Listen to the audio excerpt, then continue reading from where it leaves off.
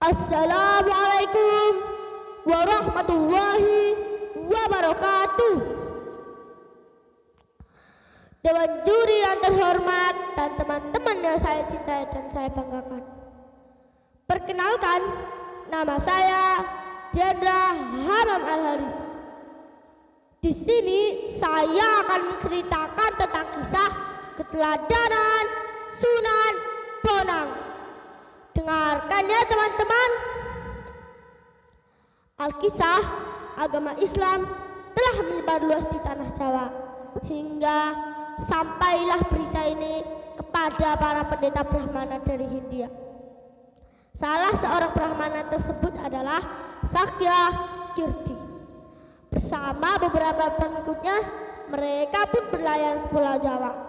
Tak lupa dibawain juga beberapa kitab-kitab referensi yang sudah dipelajari untuk digunakan adu debat dengan para penyebar Islam di tanah Jawa.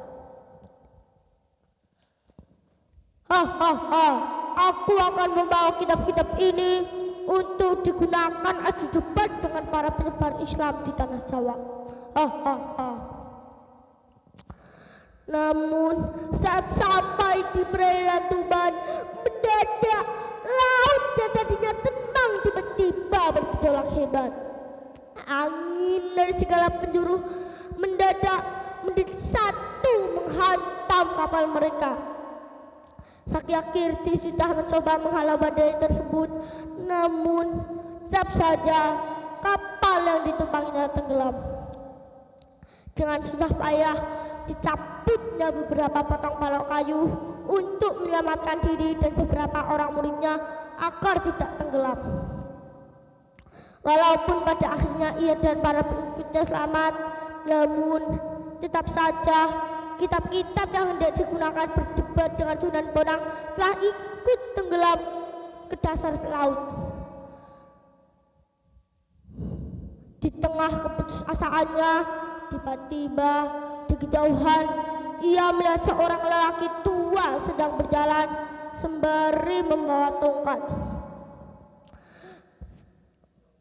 Ia dan murid-muridnya pun mengejar lelaki itu dan menghentikan langkahnya.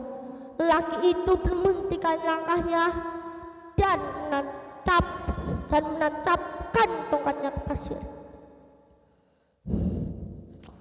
Kisana, kamu datang dari Hindia hendak mencari seorang ulama besar yang bernama Sunan Bonang.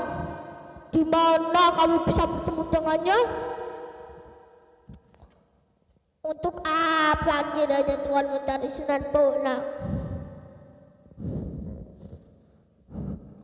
Akan saya ajak berdebat tentang masalah keagamaan, tapi sayang kitab-kitab yang saya bawa dari Hindia telah ikut tenggelam ke dasar samudra. Meski demikian niat saya tak pernah padam. Masih ada beberapa hal yang saya ingat untuk dijadikan bahan perdebatan. Tanpa banyak bicara, lelaki itu pun mencabut tongkatnya dari pasir. Tiba-tiba tersemburlah air dari bekas tongkat tersebut dan menghisap dan mengeluarkan kitab-kitab yang dibawa sang Brahmana. Berdebarlah hati sang Brahmana sembari menduga-duga siapakah sebenarnya lelaki itu. Ia menduga-duga apakah lelaki itu sudah melakukan ilmu sihir. Namun setelah dikerahkan segala kemampuannya, ternyata itu bukan ilmu sihir tetapi kenyataan. Dengan perasaan takut dan was-was, ia menatap wajah lelaki itu. Mungkin orang ini bukan orang sembarangan. Mungkinkah dia yang bernama Sunan Bonang yang termasuk itu? Gumamnya dalam hati. Akhirnya sang Brahmana pun memberanikan diri untuk bertanya kepada lelaki itu. Di mana daerah tempat saya terdampar ini? Tuhan berada di Pantai Tuban. Begitu mendengar jawaban tersebut, sang Brahmana beserta pengikut selanjutnya pun berlutut di hadapan lelaki itu. Apakah tuanku adalah Sunan Bonang?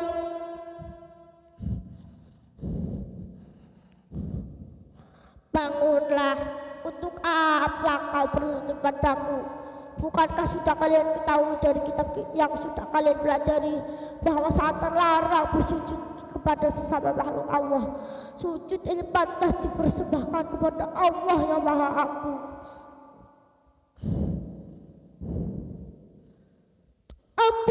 Ampunilah kami yang buta ini, tidak melihat tingginya gunung di depan mata.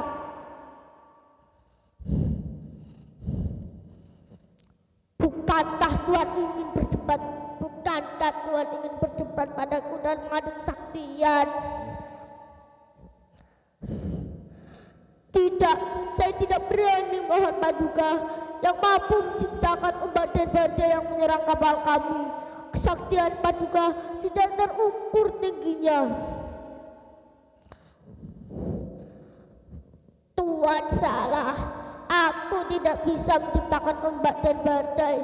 Hanya Allah Subhanahu wa Ta'ala yang mampu menciptakan dan menggerakkan seluruh makhluk.